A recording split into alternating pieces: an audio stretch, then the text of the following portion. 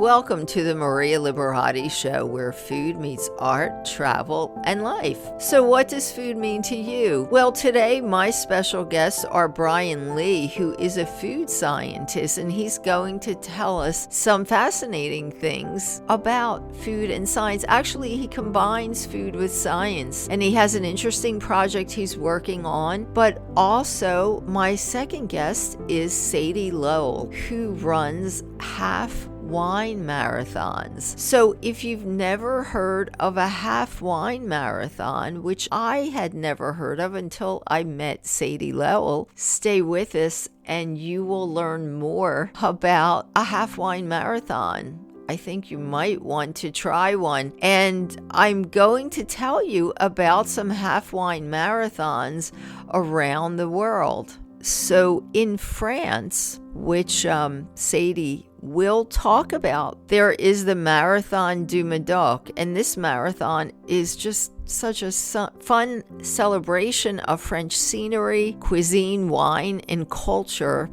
This one started in 1985 near Bordeaux and has since become a global phenomenon. Runners are treated to oysters, ice cream, and of course wine. And then there is the Marathon du Beaujolais. This marathon in eastern France is giving Médoc some worthy competition. It takes place in November, and it's a fun event for all ages. The route includes 23 different wine tastings, live music, and local delicacies like oysters, ham, cheese, and fruit. Then in Italy, we have the Chianti Classico Marathon. And this marathon takes place in the beautiful Florentine Chianti Classico area.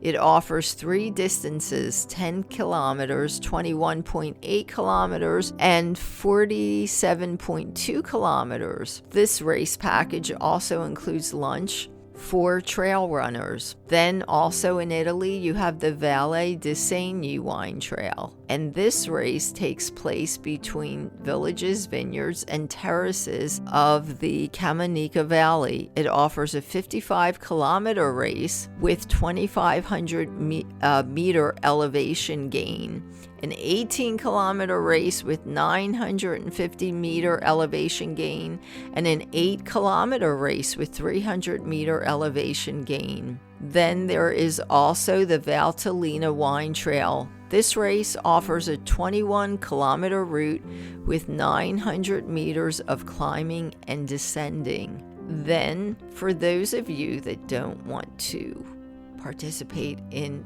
a wine marathon in Europe but want to try it in the USA, there is the Napa to Sonoma Half Marathon and Rosé 5K.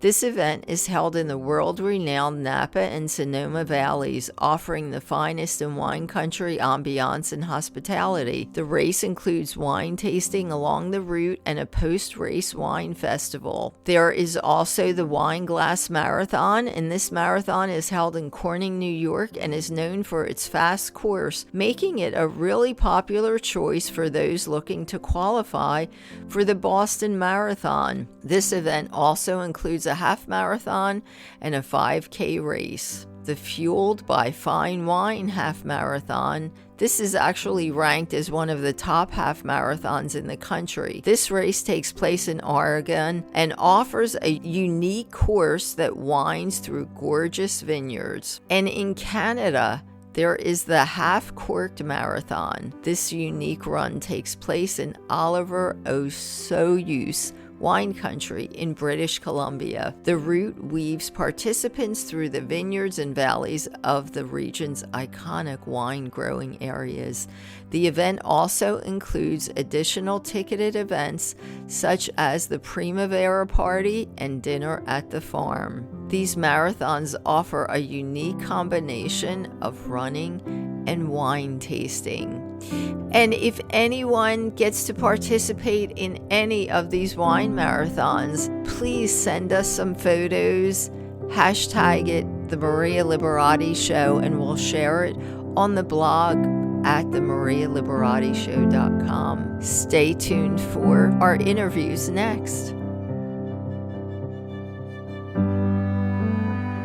sizzle in the kitchen with me and my Gourmand World award-winning book series, The Basic Art of Italian Cooking. Unleash your inner chef and transform your meals into Italian masterpieces. Get your copy today of The Basic Art of Italian Cooking, Holidays and Special Occasions, The Basic Art of Italian Cooking Da Vinci Style, and The Basic Art of Italian Cooking, and taste the passion of Italy. You can get your copies on Amazon.com, at marialiberati.com, at artoflivingprimamedia.com, on Kindle, and anywhere books are sold.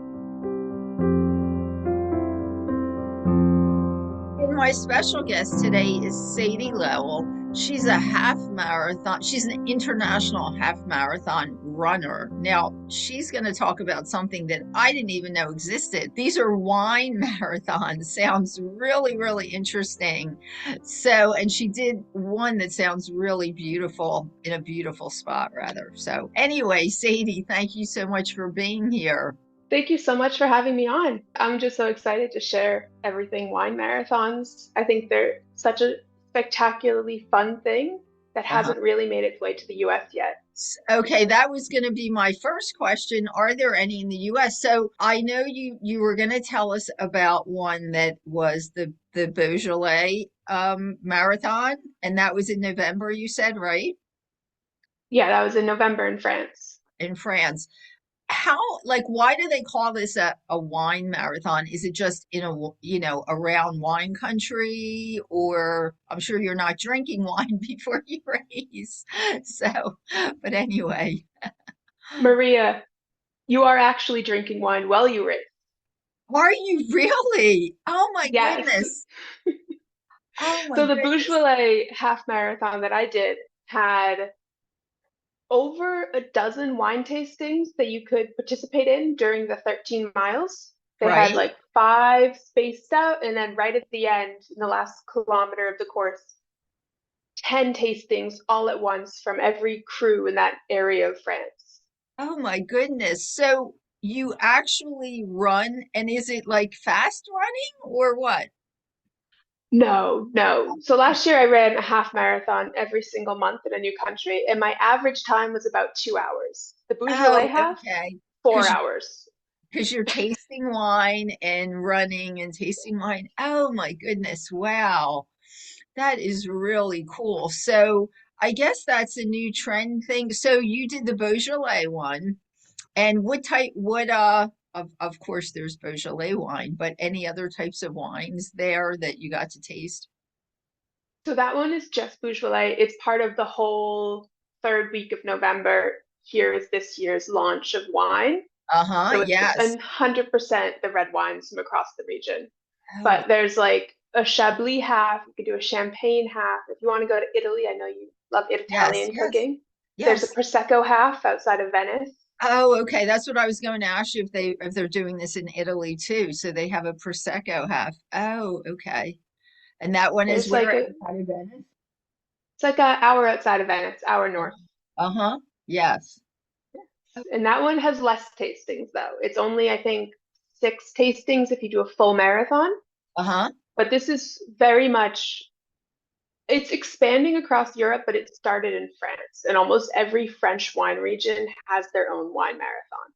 Wow. So tell us, do you like what? You sign up for these marathons? Do you get paid for it? Is it just something you do as like your a hobby thing, or how does that work? Do you have So to pay? my hobby is Okay. running and travel. I love traveling to new places and getting to run a half marathon. So Right, I'm not paid to do these. I would love to be, but I'm right. not. Um, but yeah, so you sign up like any normal half marathon. You Uh-huh. know, there is a medical certificate that you need to fill out from a doctor saying, I am fit enough to run a half marathon and then drink wine. But Wow. otherwise, it's very much a normal process. So just explain to me this. So you run this half marathon and you're tasting wine. Just so we get a clearer picture, you taste wine and then run so much, stop and taste wine, run so is that pretty much how it is? Yeah, so I think the one I did, it was about 5 kilometers, just normal running. And then you're in Uh-huh. your first wine tasting. And then, sorry, I've been living in Europe for 2 years now, so I've started measuring my half marathons in That's kilometers. fine. The kilometers is fine. Yes. Uh-huh. Yeah, so then it was like a wine tasting, and you have to wait a little bit at the wine tasting. I did one of the larger wine races with Uh-huh. over 10,000 people, I believe. So Wow. there is a bit of a line just to get the wine, which is kind of a Yes. nice break when you've been running. Then you Yes. drink the wine, there's usually music, you dance a little bit, and then you keep running. Mm-hmm. This race, it went through wine cellars, you went past these gorgeous chateaus, you went through like all the vineyards, Oh, these little so it's all villages. kind of organized throughout like the village, the place where the wine country. Oh, that's really interesting. So they have, it sounds like stops where you taste the wine and then you're supposed to run for however long, and then there's another stop, right? Is that, I just want to kind of get a picture of how, Yeah, oh wow. Oh wow. yeah. So you're stopping like every like 20, 30 minutes ish for a Oh, little more wine. And wine. it's not like a full glass. You're doing a tasting. I would hope so. Are they Yeah. having, do they have like little things to eat with the wine when you're tasting the wine? Yeah, so the one I did, it was just kind of the simple like cheese and crackers from the store. Right. Uh-huh. However, the original wine marathon, the Marathon de Medoc, Huh? which is in the Bordeaux region of France, Right. they're only a marathon distance. They offer steak, oysters, ice cream, Oh my all goodness. sorts of food for the runners. Oh wow. Oh wow. Yeah. Unbelievable. That's really interesting. So, where is your next half marathon? Where will you be going? Will you be doing the one again in November for Beaujolais? Is there one before that? I am looking for my next wine half marathon. I Uh-huh. am looking actually going to the Prosecco one in Italy. In Italy. I Uh-huh. love I love running in northern Italy. I've done a race in Padova, I've done a race in Verona. Uh-huh. I just anytime I can get over there, I'm like, okay, I'm gone. Yeah. But yeah, my next actual half marathon is while visiting family this summer, just Uh-huh. in the US. It's not very exciting for travel, just some fun family bonding. Exactly. Do they usually do, because I know you said November, so I'm thinking, in Italy they call it the vendemmia, the wine harvest.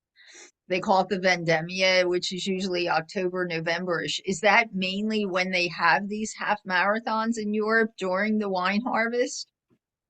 Or do they have it, oh, they No, have it all throughout the year? they have it all throughout the year. The Beaujolais one is to celebrate the release of that year's Of that Beaujolais year's, Nouveau. right. So it's just to celebrate that. They're usually spring and fall when the weather's a bit cooler. Uh-huh. Like the Prosecco ones in December. I think there's also one in Lanzarote, Spain in December, but there's a bunch in Uh-huh. April. You could do a sherry Oh, so one they're in all throughout Spain the, oh, so they have them in Spain throughout the now year. too. Yeah. Yeah. Very interesting. Very, very interesting. So, so you're going to be doing the Prosecco one in, I'm planning on it. I haven't officially signed up. I'm still looking between a few other options. and when is that one? There's 2 dozen. Oh The my Prosecco goodness. one's in December. Oh, in December. Okay, I think you So meant, it's gonna be a bit cooler for the yes, weather. definitely, definitely in northern Italy, but you never can tell, but probably so. Probably will be cool. That's really, Yeah. really, really exciting, really neat. Well, hopefully, maybe you'll come, if you do the one in December, whichever one is your next one, please come back and let us know, tell us all about it. That sounds really interesting. And Sadie, do you have a blog or anything where you have pictures from doing the half marathons? Yeah, absolutely. So I have my website is Jet Setting Runner, Oh, and that's where I've posted the list of every single wine race you can find in Europe, plus a few extras like a cognac race and a cider-thon in the UK.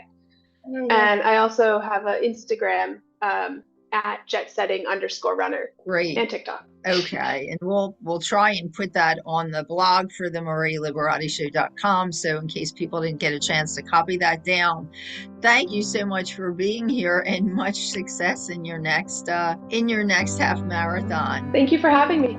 Oh, you're welcome.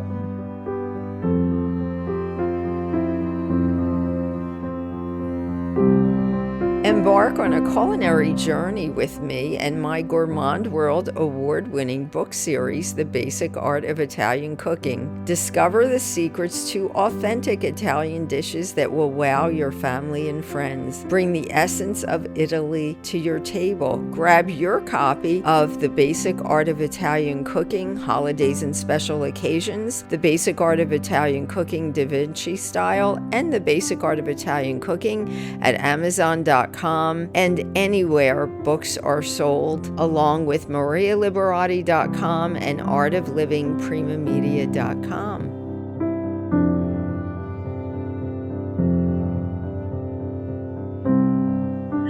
And my special guest today is Bryan Lay. He is a food scientist, a food science consultant, and an author. And he's going to tell us some really interesting food science facts today, as well as tell us about something special that he's working on too that involves food and science together. Bryan, thank you so much for being here today. Thank you so much, Maria. I appreciate the opportunity. And tell us the name of the book also. I want you to say that. Yeah. So the book that I wrote was called 150 Food Science Questions Answered. It's just got a bunch of different questions that were posed to me by the public. And I answer each one in sort of as much science as I can and can Right. muster, but without getting too bogged down with the technical details. Yes. So tell us, let's start with that. Tell us tell us an interesting food science fact. I guess a question that you might have had that not everybody might know about or might be curious about. Yeah, definitely. The one question I really liked is like, why does onion cause us to cry? And the reason why is because I actually spent 5 years studying this very Oh my topic in my gosh. PhD. So, Uh-huh. I had to hold back in terms of, Yeah. dumping too much on that. But Yes. it's really interesting stuff. There's two there's a compound that is released by onions when you chop it, cut it up. It actually produces a little bit of sulfuric acid in your eyes, and that's actually the reason why it causes you to cry. But the chemistry is really fascinating and very complex. There's a lot going on, lots of enzymes. Onions are really fascinating little creatures, little plant materials. I love onions to death. So there's a lot So to talk about with that So one. yes, so I've heard of, and I think I've even tried this myself. So there are lots of these tips out there about how to, Mhm. cut onions so they don't make you cry. I think one that I can remember is like putting them in the refrigerator, making them cold. Is Yeah, that one? yeah, Okay. yeah. So does That's that a good one. actually, does that work? Yeah, absolutely. I have to actually do that a lot in my PhD work because I was cutting up to like 50 pounds of onion Uh-huh. a day, and it was just it was getting to my eyes because we had to extract all these compounds. Right. So I would just throw them in the fridge or in the freezer just to cool down, and it slows down these enzymes considerably. So Oh, when you there you chop go. them up, they don't Uh-huh. get a chance to really release those those The tear salt. producing Exactly. compounds. So then that is a useful tip. I know I've tried that and I do remember that working. So, any other ways to stop the sulfur from making your eyes tear? Yeah, the other one I used to do is I'd microwave them. Obviously, it changes the texture, so you Right. have to know what you're using it for. Yes. Whether it's in a soup or something where the How texture is. long? Yeah, because if you want raw onion in a salad, then you probably can't. How long did you microwave it for? Probably anywhere between 2 to 5 minutes, depending on the size of the Oh, onion. Those okay. really jumbo ones, they take a while to heat Yes. up. Oh, so you make the whole onion then? The Yeah, whole onion as a I throw it whole. straight in there. Okay. Yeah. hmm And yeah, hmm I could see if you're gonna, chop it and saute it or use it in something that's like a cooked dish, that would be okay. But yeah, if you want to use it in a salad, it's probably not because it's gonna be like a cooked onion. So I guess Exactly. the refrigerator idea is probably good. to do for like the cold salads that you want to do the Exactly. onion with so you don't end up crying. So, well, that's really interesting. Any other questions that you really, that you like or that are interesting or that you think our audience might not know about? Yeah, I love the questions about like whether or not something should be refrigerated. Like for example, like soy sauce or Uh-huh. ketchup. These things that it's okay to leave them out for a couple of weeks, or even several months, but ultimately a lot of it has to do with slowing down a lot of these processes that affect the flavor. So like with Right, soy sauce, for example, right. you can keep it out for years, no Uh-huh. problem. It has so much salt. But if you want to Oh, kind of maximize the flavor, uh-huh. just throw it in the fridge. It keeps the oxygen from breaking down these compounds, creating any of these off flavors or off odors. And then to the point with ketchup, what I've learned over the years is that there's these really funny yeasts that can grow in ketchup. And it's really beneficial to kind of keep it in the fridge to slow down Sure, because their growth. most ketchup has sugar in it. So I'm Hmm. sure the sugar will, although I actually had found that out a few years ago, and that's one of my vices. I do like ketchup on potatoes. It's just so good. I know, I know, So I know. you can find ketchup out there that does not have sugar in it, but you got to watch for the artificial stuff and all that. So, but anyway, Exactly. yes, to get back to it, yep, ketchup has sugar, so I'm sure the sugar would make the yeast grow. So you do want to put it in the fridge.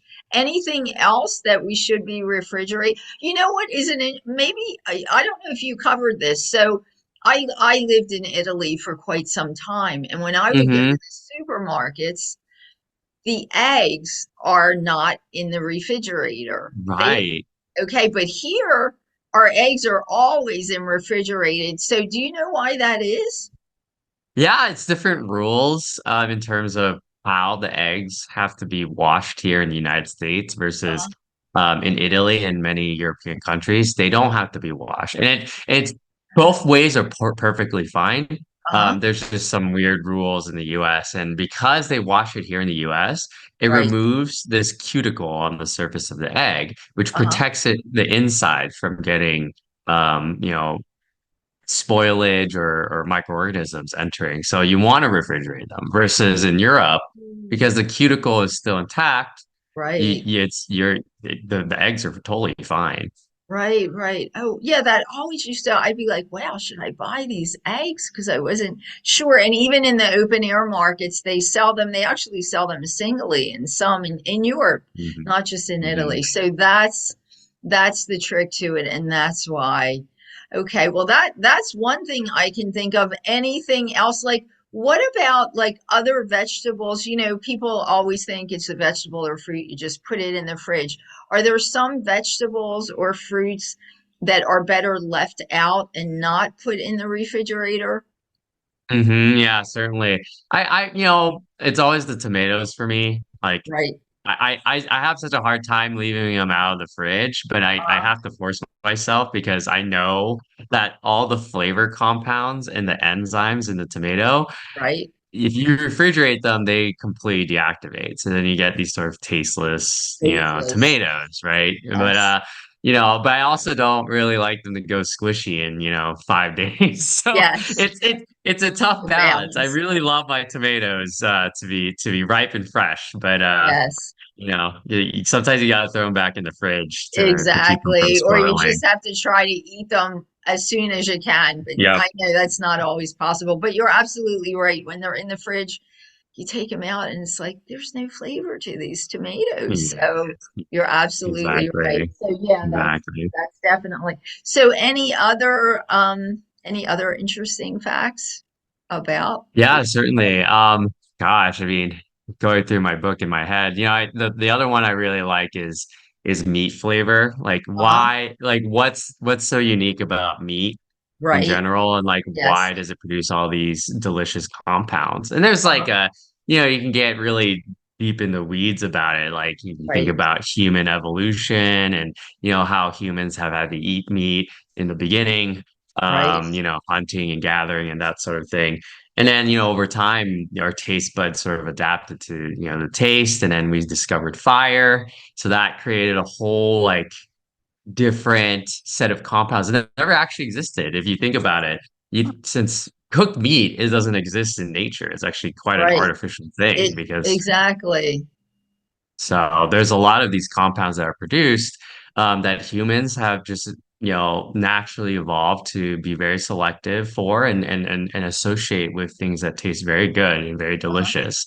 So it's a lot of chemistry involved with the proteins and amino acids and some of the even the DNA in the meat react together and produce such flavorful compounds and the chemistry the reactions go, there's hundreds of them. There's Well, hundreds of them. So it gets complex. It's really yeah, yeah, complicated. definitely. All very, really, very, very interesting. So I guess lastly, tell us about, well, we're going to tell people where they can find that book. Well, actually, why don't you tell us first? Tell everybody, I'm sure it's on Amazon.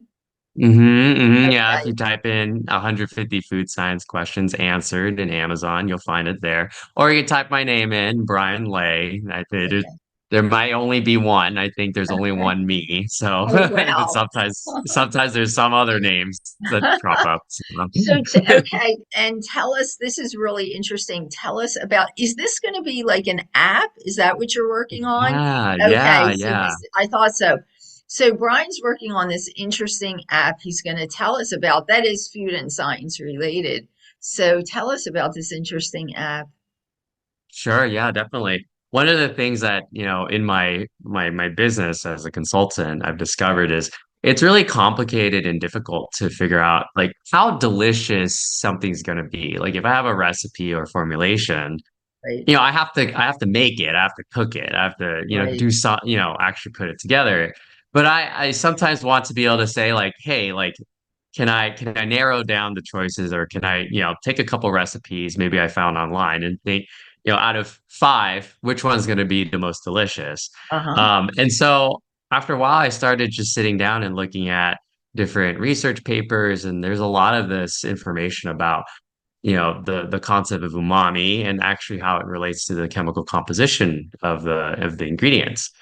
So I put together all these equations and I found that there's actually like there's a quantitative or numerical way to understand how delicious something is going to be. uh-huh, And there's a lot of really interesting case studies. Like there is one scenario where some researchers investigated a Michelin star restaurant and one of their soups. There's a Japanese restaurant, and they uh-huh, discovered that they through trial and error they found the maximum amount of umami uh-huh. from combining two different ingredients, and that's Mhm. why their soup was so delicious. Oh, So I just wow. thought like there's got to be a way to do that for every food, right? Like, can Right, I, can right. I can I just plug in a recipe Uh, and figure out how delicious it is? And so uh, past couple of years, I've just been working on this and developing it. uh, And it's still very rudimentary, but it's something I really love doing. It's just, it's the question of the ages, like, how do I know if something is delicious and, right, without necessarily tasting it? right. And that's what I love. That's what I'm working on these days. Oh, wow. So you're working on an app to do that. So, an app that will tell us all the different, I guess, flavors, kind of. hmm Oh, that's hmm really, really, really interesting. Brian, do you have a website that people can find you at? Yeah, definitely. So my website is Bryan Quocole, so BryanQuocle.com. So it's just my full name.com. Okay, great. So people can find you there, and hopefully we'll have you back again in the near future to give us some more interesting food science facts. Really, really interesting, and much success. And maybe you'll come back once you have your app finished too, and let us know. Yeah, absolutely. Absolutely. Definitely. Thanks so much, Brian, for being a guest. Thank you. Yeah, thank you for having me, Maria.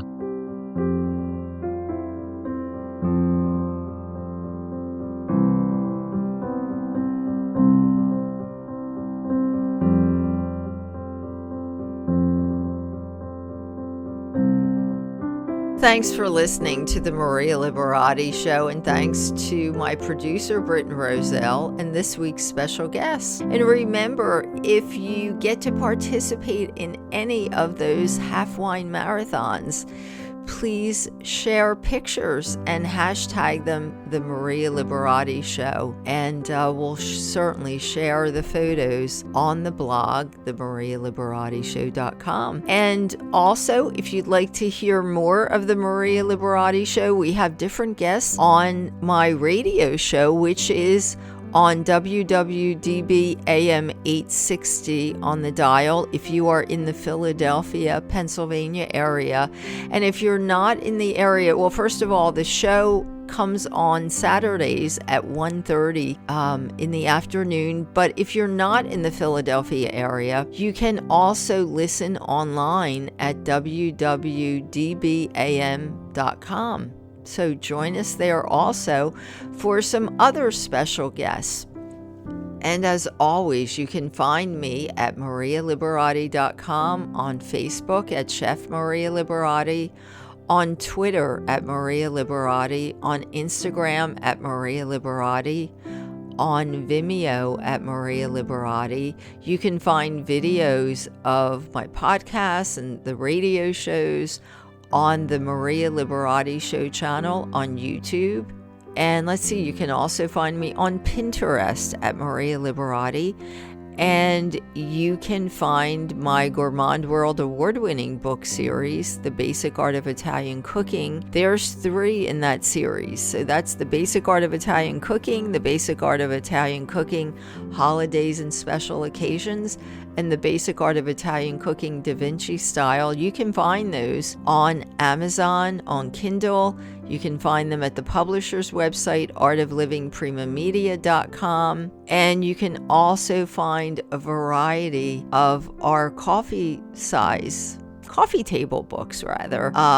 The Basic Art of Coffee, The Basic Art of Cocktails, The Basic Art of Pizza, The Basic Art of Honey, The Basic Art of Pasta, and there's a few more. You can find those also on Amazon and Kindle, and at the publisher's website, artoflivingprimamedia.com. And until next time, peace, love, and pasta.